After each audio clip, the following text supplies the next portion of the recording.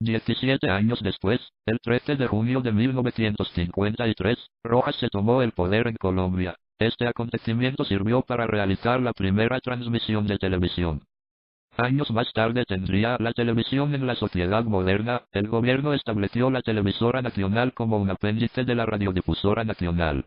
Para la emisión, se adquirieron equipos de la Siemens, transmisor de 1 kilovatio de potencia de imagen y 0.2 kilovatios de sonido, y para la dotación de estudios y cámaras, se trajeron de la Casa Dumont de Estados Unidos. El equipo estaba compuesto por 2 cámaras, una trípode, estática, y otra Doji, móvil. No obstante, la televisión comercial fue abriéndose paso y el primer programa con patrocinio fue El Lápiz Mágico. Las cadenas radiales Caracol y RCN se unieron para formar la primera programadora privada TVC que, mediante un contrato de concesión, cubrió el 50% de la programación durante algunos pocos meses, sin resultados. A partir de 1957 la televisión colombiana hubo de reacondicionarse a las nuevas realidades y despegar definitivamente. La colocación de satélites en el espacio y de transmisores en puntos clave del país ampliaron sus posibilidades.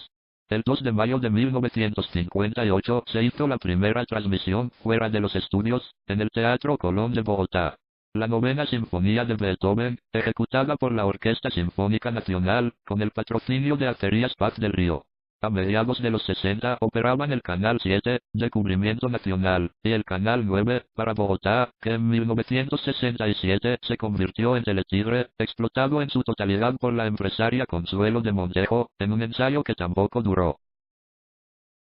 La primera proyección de una película en Colombia tuvo lugar el 14 de abril de 1897, en el puerto de Colón, Panamá.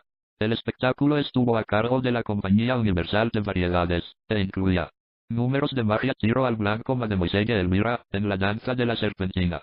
En el mismo escenario, en 1907, se presentaron documentales filmados en Colombia. La vista del Bajo Magdalena en su confluencia con el Cauca, la procesión de Nuestra Señora del Rosario en Bogotá, el señor General Reyes en el Polo de Bogotá. La historia del cine colombiano está ligada a la vida de los hermanos italianos Di Domenico, que un día de 1910 desembarcaron en Barranquilla con sus máquinas de cine. Uno de ellos, Francesco, tras obtener ganancias por 119.90, 140.40 y 89.90 dólares por 3 funciones en el Teatro Municipal de dicha ciudad, exclamó: "En este país me gustaría tener un cine fijo".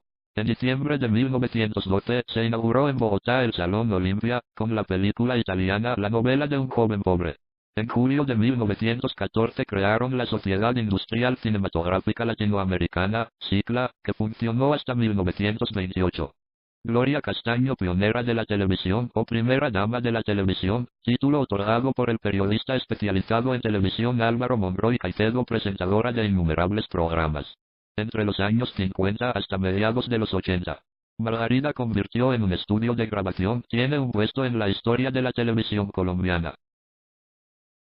Su recuperación se remonta a una historia que en 2014 cumplirá 90 años, pero que solo fue concreta y continua desde 1986, cuando la urgencia por generar conciencia sobre la preservación de la memoria fílmica de Colombia hizo que el Estado por fin pusiera atención al grupo de intelectuales que desde hacía 3 décadas velaban por la conservación de los films colombianos.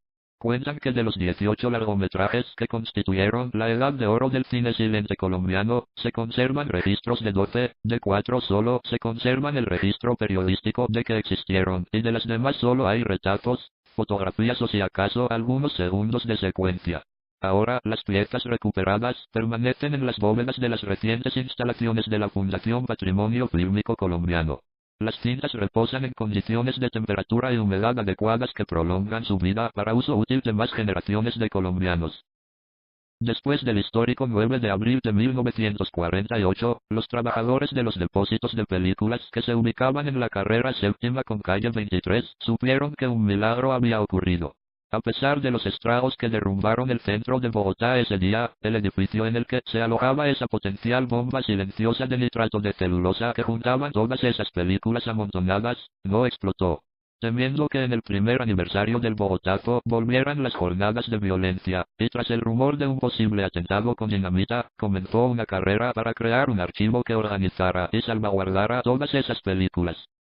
Entidades que están trabajando por la recuperación y preservación del patrimonio fílmico en Colombia. Colcultura Corporación Cinemateca Metropolitana Medellín Gobernación de Antioquia Banco de la República Fundación Mazda para el Arte y la Ciencia UNESCO TV Cable. Dice Marta Elena Restrepo, directora del Patrimonio Fílmico Canal Caracol. En la parte de atrás, en una especie de caballerizas que adaptaron para garaje, fui conducida hasta ese punto. Abren la puerta y veo que sí, evidentemente el material está guardado ahí, pero encima del material, plácidas y felices, estaban dos enormes gallinas rojas que pacían encima de las cintas. Creo que esto dice un poco de la situación, de la conciencia que existe en nuestro país, generalizando en el país, acerca de lo que es el valor de los registros audiovisuales. Por eso cuando Rito Alberto Torres me invitó a dictar una conferencia sobre los archivos audiovisuales en Colombia, yo le dije, no, pero, ¿cómo me vas a llevar a decir mentiras a una conferencia, si es que los archivos audiovisuales en Colombia no existen? A excepción de los que ya están consolidados, es decir, patrimonio fílmico, no existe ningún archivo, dentro de las definiciones clásicas, que pueda ser llamado un archivo audiovisual.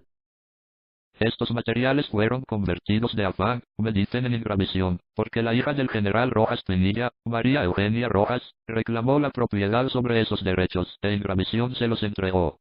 Entonces ya no quedan, sino unas copias en Betacam. Los originales hacen parte de la colección privada de María Eugenia Rojas. Para que vayan apuntando lo que tenemos que ir recuperando.